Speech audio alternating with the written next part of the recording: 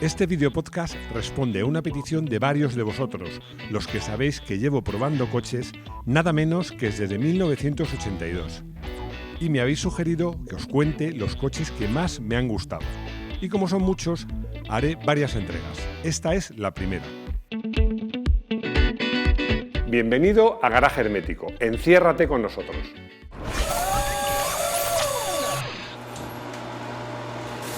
Aunque ya probaba coches desde antes, mi primera prueba fue, me acuerdo perfectamente, la primera prueba que escribí, la de un Citroën C15. Algunos ni sabréis que es un Citroën C15, pero era lo que se llamaba entonces un mixto.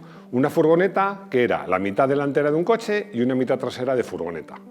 En este caso, la mitad delantera era de un Citroën Visa. Esto es algo que ya hizo Citroën con sus 2 caballos, luego lo hizo con el Citroën Visa, Renault lo hizo con el Renault 4 y luego con el Super 5 y SEAT con su SEAT Panda. Os voy a contar una anécdota porque cuando entré a trabajar en la revista de periodista, mi madre se sentía súper orgullosa y se lo dijo a todas las vecinas. Como os digo, la primera prueba que hice fue la del C15 y sugerí al director hacer la prueba del vehículo sin carga y con carga, ya que era una furgoneta. Así que cogí del almacén un montón de revistas y me fui a casa para al día siguiente hacer los mismos recorridos, pero a plena carga. Y las vecinas vieron la furgoneta llena de revistas y le faltó poco para decirle a mi madre: así que su hijo trabaja de periodista, de repartidor, que le he visto yo con la furgoneta llena de revistas. Bueno, luego vieron otros coches deportivos, chulos, muchos coches nuevos y se dieron cuenta que no era repartidor, que era periodista y probador de coches. Ese Citroën C15 me gustó mucho, pero no tanto como para estar en esta lista, que sería un poco los coches que más me han gustado de mi primera etapa y que van a ser 5. El primero de ellos, el Renault 5 GT Turbo. El Renault 5 GT Turbo podríamos decir de algún modo que es mi primer amor, porque fue la primera presentación a la que fui. Además, estaba reciente el triunfo de Renault en la Fórmula 1, en Le Mans con el Alpine Renault, en el Dakar con el Renault 20 de los hermanos Mauguet. La verdad es que Renault era una marca en ese momento que estaba de moda. Y el Renault 5 GT Turbo era un coche que corría y corría mucho. No era un coche fácil, porque era un coche de poco más de 800 kilos, 115 caballos y con un turbo que se notaba la respuesta que no era inmediata. Además, hay 2 fases, hay 2 tipos. El primero, el que se denomina fase 1, cuyos reglajes de la suspensión delantera no estaban del todo bien resueltos. Y cuando acelerabas, había que agarrar fuerte el volante, porque el coche, sobre todo en mal firme, tendía a buscar y tendía a irse hacia los lados. Luego salió la fase 2. La fase 2 de este coche, que entre otras mejoras tenía 120 caballos, 5 caballos más, unas llantas para mí mucho más bonitas, algún detalle estético y sobre todo un tren delantero mucho mejor resuelto. También tuve oportunidad de probar este coche en su versión para la Copa, el Renault 5 GT Turbo, que me acuerdo que me lo dejó mi amigo Javier Moreno, y que si ya de calle era un aparato, el de carreras preparado con más caballos y con slick era una auténtica bomba. En esa época yo también hacía el consultorio de una revista y el Renault 5 GT Turbo tenía fama de ser un coche complicado, por la reacción del turbo. Me acuerdo de una consulta que un conductor me decía que había tenido un accidente, que se había chocado con otro en un semáforo, porque al ir a frenar, y eso que el coche iba en punto muerto, le entró el turbo. Bueno, sin comentarios, pero la verdad es que la fama de este coche no era muy buena. Hoy día es un coche muy cotizado. Porsche 928, un descubrimiento. El Porsche 928 fue para mí un descubrimiento. ¿Por qué? Porque mi coche favorito era el 911, hasta que lo probé. Cuando probé mi primer Porsche 911 me di cuenta de que era un coche complicado. Al entrar en la curva subviraba, luego sobreviraba, no era un coche fácil. También yo era joven y seguramente mis dotes de conducción no eran las mejores. Pero no hice buenas migas con él. Y de repente surgió la oportunidad de probar un 928. Ya entonces, que había salido hace poco, era un poco el patito feo de la marca, porque motor delantero, V8, refrigerado por agua, no era lo que la gente entendía por un Porsche de verdad. Yo no lo había probado nunca, me acuerdo que hicimos una prueba con los 14 coches más potentes, más deportivos, más caros del mercado y bueno, probé el coche y me entusiasmó. Era un coche con un comportamiento fantástico, progresivo, un motor extraordinario, suave, con buenos bajos, una auténtica maravilla. Como anécdota os puedo decir que he tenido la fortuna de tener pocos muy pocos, me atrevo a decir incidentes, más que accidentes, probando coches, ninguno serio, pero el primero fue con este coche. Claro, yo descubría el coche, me acuerdo que además traía el coche uno de los empleados de Porsche, porque el coche en concreto era de un superjefe de Porsche, y las primeras fotos que se le ocurrieron hacer al fotógrafo en ese momento eran una curva de tercera, rápida, y nos dijo, oye, pues entrar ligerito, a ver si conseguís que derrape. Yo conseguí que derrapara tanto que una de las pasadas hice un trompo, me salí de la carretera. Afortunadamente no había un arcén muy profundo, el coche no se hizo absolutamente nada, pero esa sensación de salirme de la carretera con un coche que no era mío y que valía mi sueldo de varios años, pues me marcó mucho. Yo creo que por eso luego fue, como probador, muy prudente. Jeep Wrangler 4.0, caballo loco. Me encantaba el Wrangler, me sigue gustando. Era un coche auténtico, en el campo va fenomenal, un coche con mucha personalidad, pero la versión 4.0, con casi 200 caballos en su motor de 6 cilindros, era una auténtica pasada, porque era un coche muy cortito, duro de suspensiones. En el campo es que era un coche que lo disfrutabas, pero es que incluso en carretera. Yo me acuerdo de estar persiguiendo a un Volkswagen Golf GTI 16 válvulas que miraba por el espejo, veía un todoterreno que le perseguía e incluso le metía el morro en las rectas y no entendía nada.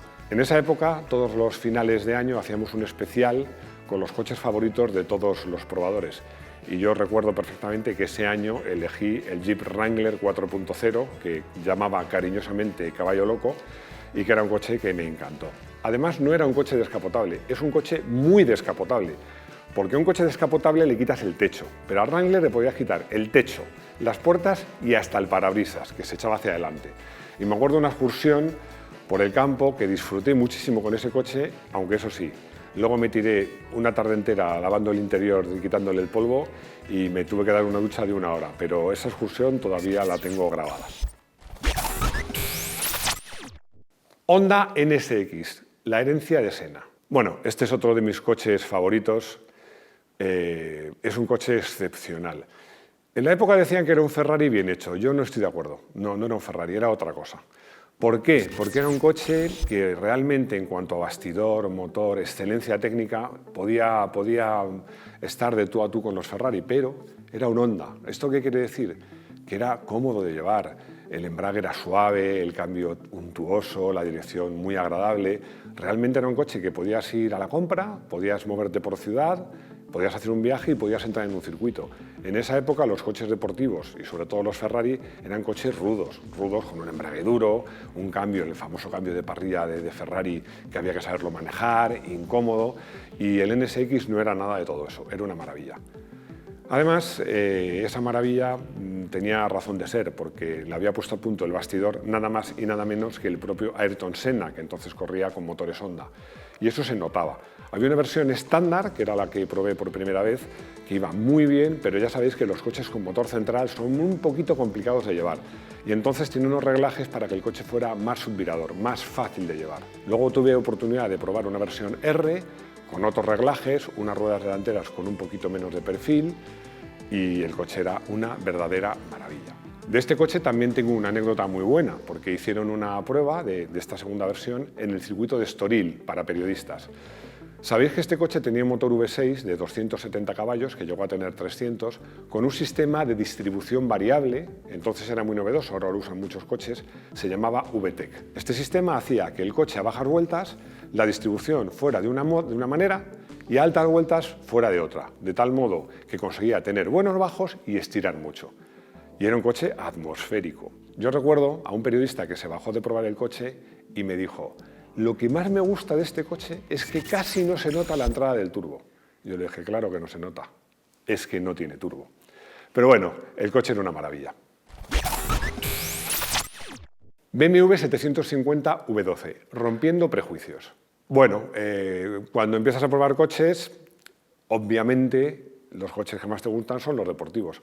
A mí soy muy raro y me gustaban también las furgonetas, pero quizás los coches que menos me gustaban eran las berlinas. Ahí tenía unos pocos prejuicios, la verdad. Un coche de 4 puertas y 3 volúmenes me parecía una vulgaridad. Pero fui a la presentación del 750 V12, allá por el año 1987. y de repente me di cuenta que una berlina podía ser un coche fantástico y maravilloso. Este coche era una pasada, es una pasada. La posición de conducción, la postura era magnífica, aunque fuera una berlina era mejor que la de la mayoría de los deportivos que había probado. El bastidor estaba muy bien puesto a punto y aunque era un coche pesado para la época, hoy día sería ligero, la verdad es que era un coche que daba gusto llevarlo en zonas de curvas y en zonas de curvas rápidas era su medio ideal. Y luego el motor V12 era fantástico, un motor que daba 300 caballos pero de una dulzura, parecía eléctrico, ahora que están de moda los coches eléctricos. Y además tenía una característica muy particular y muy novedosa. Para que el ajuste del motor fuera impecable, BMW hacía las bielas de una sola pieza y luego con una máquina especial la zona de la muñequilla la rompía, la partía y luego la volvía a empalmar ya con el cigüeñal en medio, con lo cual el ajuste era perfecto porque no eran dos piezas que encajaban muy bien, no, era una que la habías partido y la volvías a empalmar. Bueno, sea como fuere, el coche era una maravilla, había una versión que era 10 centímetros más larga, la versión L, y además es un coche que algunos de vosotros me habéis comentado, recuerdo la prueba que hiciste del BMW 750 V12, pues yo también la recuerdo, es uno de mis coches favoritos. Hoy tocaba hablar de mis coches favoritos, pero ya sabéis que me interesa saber cuáles son vuestros coches favoritos. Así que podéis dejarme un comentario, decidme cuál es el coche que os ha marcado y podemos hacer algún contenido contando esos coches favoritos de vosotros. Yo os recomiendo que os suscribáis, así no os perdéis nada de este canal, dar al me gusta, si estáis viéndolo en YouTube, dar a la campanita y lo más importante es que espero veros de nuevo en nuestro garaje hermético. Hasta pronto.